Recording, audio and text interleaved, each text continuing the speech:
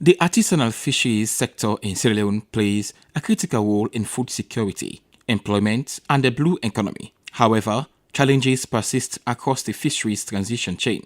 Communities along the last-mile fishing areas particularly face severe challenges linked to weak and unreliable energy access. These challenges affect every stage of the fisheries value chain, including fish preservation, processing, cold storage, communication, nighttime fishing, lighting, and overall safety and productivity.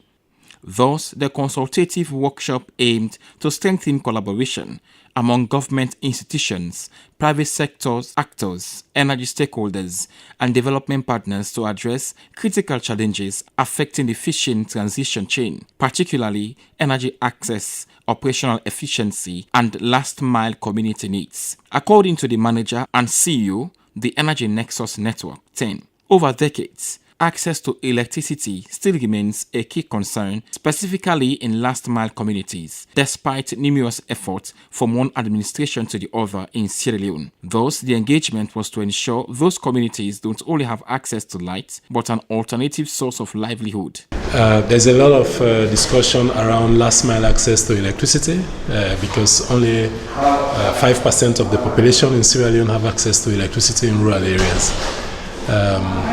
We tend to forget them, and we have now been discussing just in October the National Transition and Green Growth Plan that has a serious component for access to electricity in last-mile communities.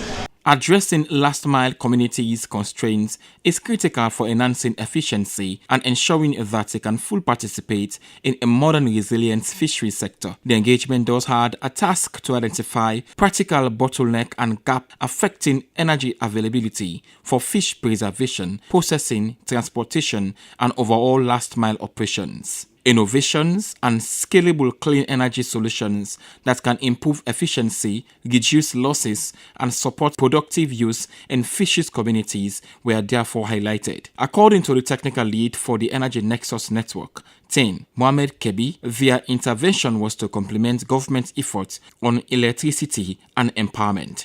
So we also believe, and together with what the government is preaching always, like if we want to increase on the access of energy, this smaller project or intervention in hard-to-reach community, we create a better way, because it's going to be very difficult for the grid to extend to most of this community.